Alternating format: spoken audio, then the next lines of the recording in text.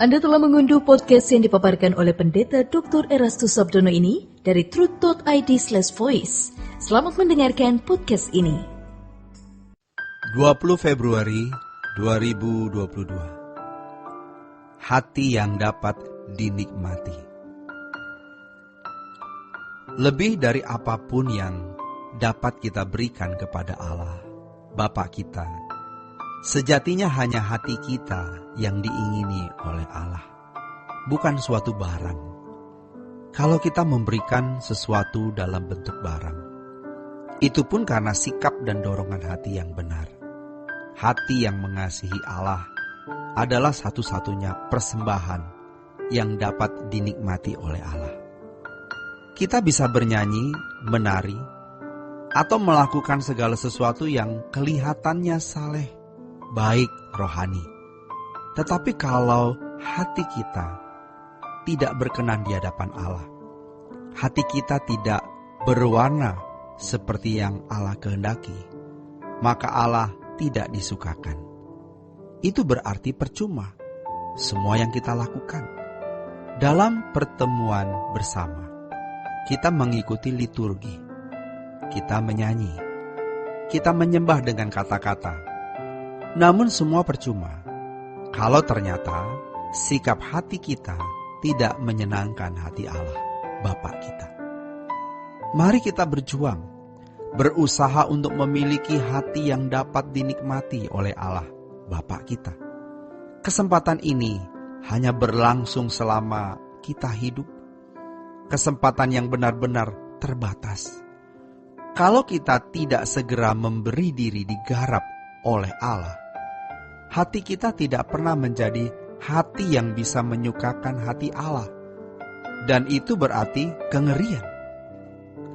Di dalam Injil Matius 22 ayat 37-40, firman Tuhan mengatakan, "Kasihilah Tuhan Allahmu dengan segenap hatimu, dengan segenap jiwamu, dan dengan segenap akal budimu."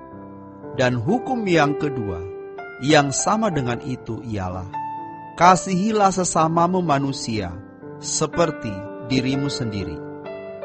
Pada kedua hukum inilah tergantung seluruh hukum Taurat dan kitab para nabi. Inti hukum Taurat adalah kasih kepada Allah dan kasih kepada manusia.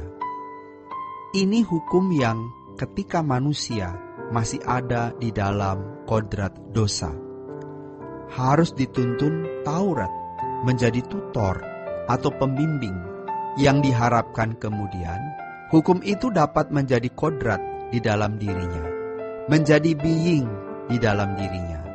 Jadi, hukum bukan tidak dibutuhkan. Selama kita di dunia dibutuhkan. Yesus juga berkata bahwa Taurat tidak akan lenyap.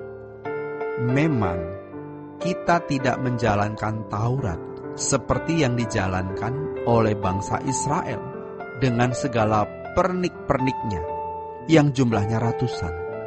Tetapi kita menemukan intinya dan bagaimana menerjemahkan inti tersebut di dalam hidup, menyuarakannya di dalam perilaku, yaitu mengasihi Tuhan dengan segenap hati, segenap jiwa, segenap akal budi, dan mengasihi sesama seperti diri sendiri. Kebenaran ini menunjukkan bahwa tidak ada orang yang tidak mengasihi Allah dengan segenap hati, jiwa, akal budi, dan sesama seperti diri sendiri yang masuk surga.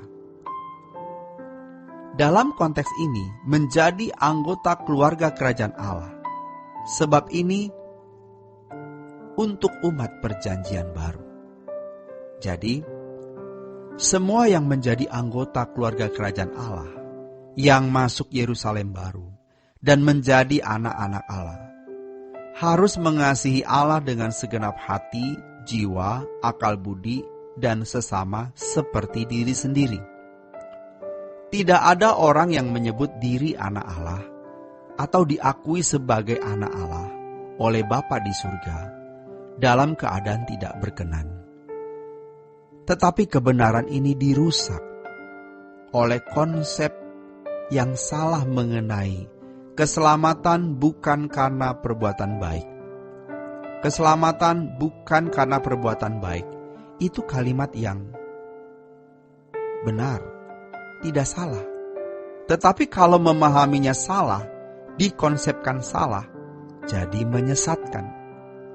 Jangan kita terjebak oleh kebodohan, hanyut dalam kehidupan wajar seperti manusia lain, sehingga kita tidak mengasihi Allah dengan segenap hati, jiwa, dan akal budi. Kita adalah umat pilihan yang harus berstandar, berkenan kepada Allah.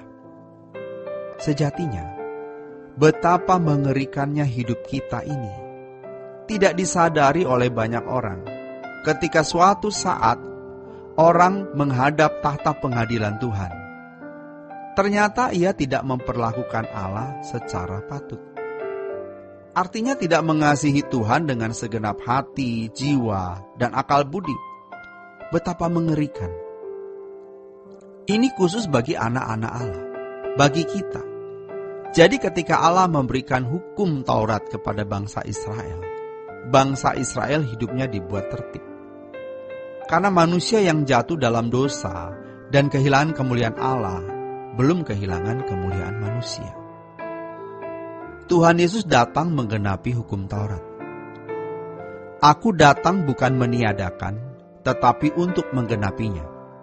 Matius 5 ayat 17. Tuhan memberi isi yang lebih mendalam, isi yang sesungguhnya, yang mestinya dikenakan Adam dan Hawa kalau tidak jatuh dalam dosa.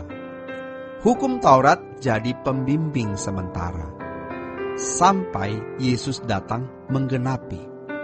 Dan hukum kasih itu bukan hanya untuk dilakukan, melainkan juga untuk membuat kita berkeadaan demikian. Maka, kalau kita belajar hukum kasih, kita harus memperhatikan perasaan Bapa.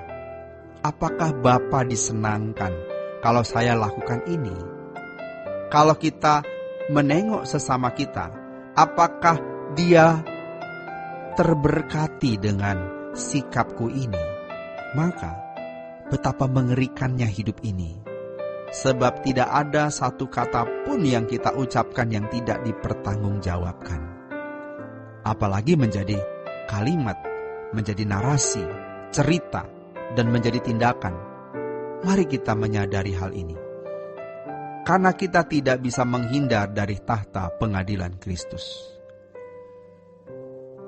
Demikian renungan hari ini. Tuhan Yesus memberkati. Sola Gracia. Untuk berlangganan renungan harian dalam bentuk cetak, silakan hubungi Truth Literatur di nomor telepon 0878 7870 7000. Untuk mendapatkan CD khotbah, MP3 renungan Truth, dan CD album lagu produksi Sola Gracia, Anda dapat menghubungi di hari dan jam kerja di nomor telepon 021 638 60953. Tuhan Yesus memberkati. Sola Gracia.